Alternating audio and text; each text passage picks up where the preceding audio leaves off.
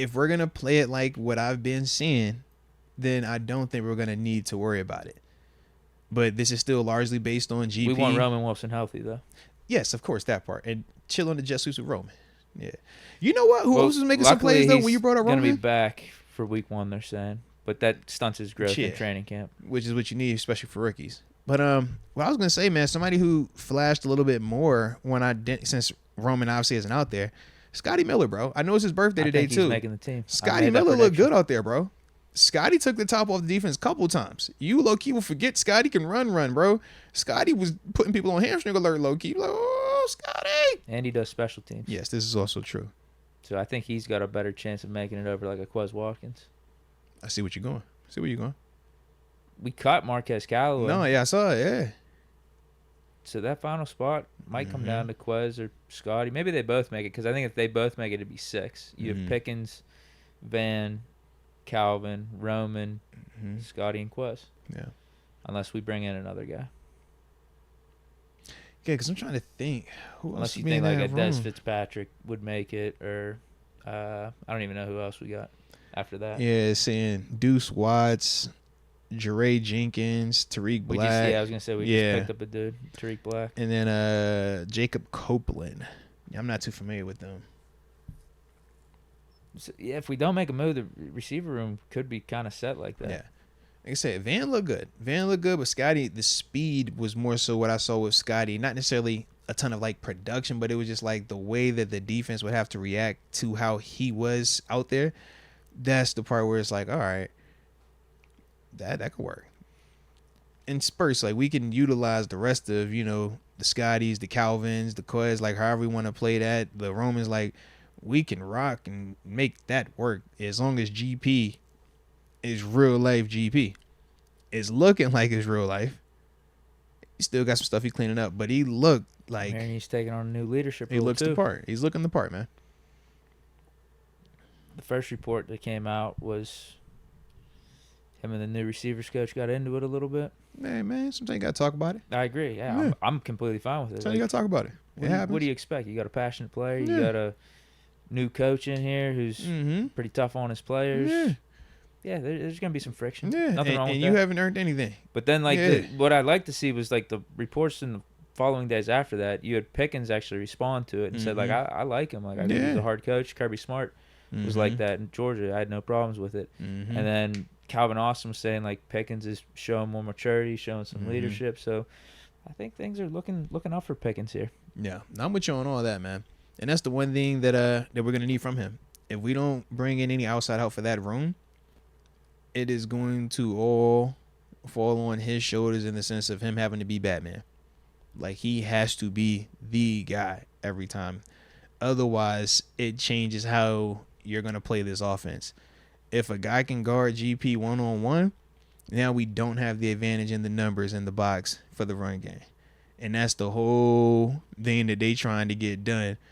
Force you to do this because we know we can run the ball. We're going to be able to run that ball. They know that.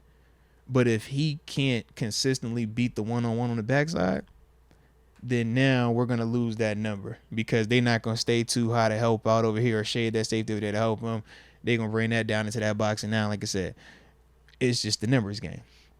We still have success, but we even saw, you know, at times when Deontay had went down and GP wasn't playing the most consistent brand of football, along with the offense as a whole, we did look limited. It was like, man, we don't have a lot of options when we're trying to throw this football, and we're facing a lot of heavy boxes trying to run this thing.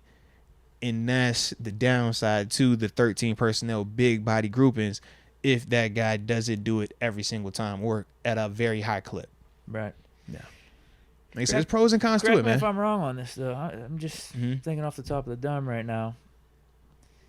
We're trading for a receiver, especially one of these big name guys. You think it would mess up with the vibes we got right now on offense? I feel like in a way, yeah. Am I wrong? There's a vibe right now of like we got all these dudes that are for the most part like quality players, not viewed upon like very highly, that are like coming together, and this is like their big prove it year for a lot of these dudes on offense.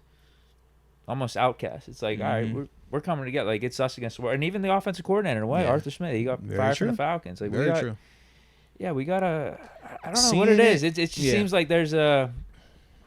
I can't explain it, but us against the world mentality. At least with this offense, like back against, we like, can yo, do we're this. gonna prove this. Yeah, we can do this. A lot of people While don't y'all believe are in us at zigging, all. we're zagging, and it's gonna work. Yeah, and we'll do it this way, like the certain personnel groupings that you were talking about earlier. Because, like I said, that's very different than what we're typically seeing in today's NFL. It's usually the opposite: 11 personnel, 12 personnel sprinkled in there. Meaning, it's at best case one tight end on the field, right? Think Travis Kelce, and then the rest are wide receivers, one running back.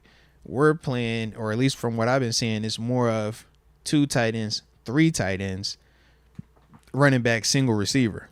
But that single receiver is the guy.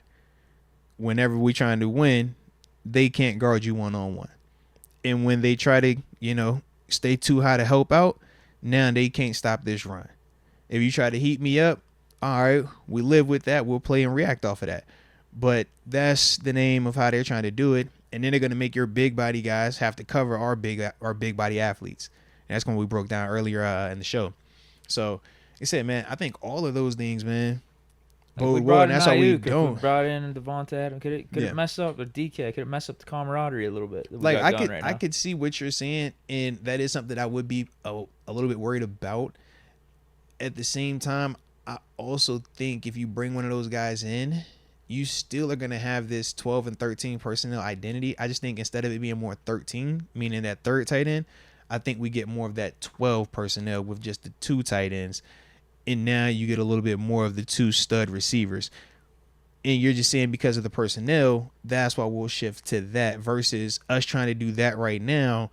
And we're looking at Van Jefferson or Calvin Austin or Quez Watkins or Scotty Miller or Roman Wilson and saying you need to consistently be a guy that can win. That's the part for me where I just get a little bit uneasy about it. But if you play in 13 personnel, now I don't have to worry about you beating that number 2 corner. I'm worried about, can that linebacker, and this outside linebacker, can they guard move Connor Hayward and Darnell Washington? Can move Connor Hayward and Darnell Washington beat those guys in the run game in terms of blocking them? Because if they can, now I got Jalen on the safety one-on-one. Or I got Najee on the safety one-on-one. Can he tackle Najee? Like, that's what they're trying to get done from what I'm saying. That's what I like about it. But that's how they simplified to that. But if this can't win in terms of that receiver on the backside, you're not worried about having to help over there. But if GP is, every time you throw it up there to him, he thinking something happened, bro, you can't worry about stopping that run. It's the whole Miami Dolphins approach again. Hey, bro, you better stay too high, because if not, which receiver you want to cook you today, man? Which corner you leaving on the island? Good luck. Yeah, don't get me wrong. I think a top receiver would obviously help. Yeah. But I do think there is something to be said for, like, team chemistry. And if you're bringing in Ayuk off all this nonsense that's going on over in San Fran, he coming in, like, thinking he's the number one, he's going to run shit. It's like, that's not the vibe I'm getting with this team right now, and that's specifically this offense. It seems like everyone's all in. Mm-hmm.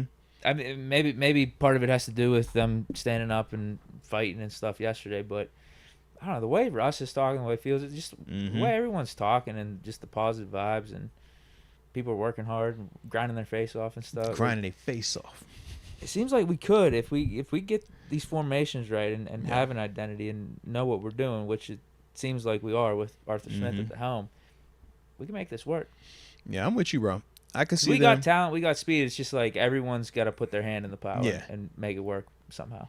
Yeah, because I do feel like, based off of what we have, if it's going to be ran this way, it can definitely work.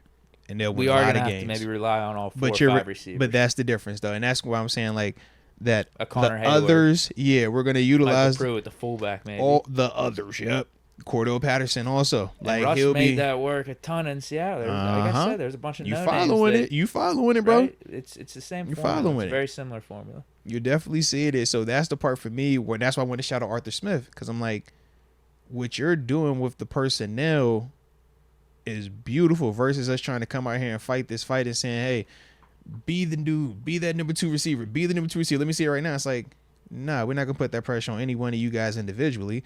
We'll put it on what we just consider 13 personnel. So now pick and choose how we want to get to that.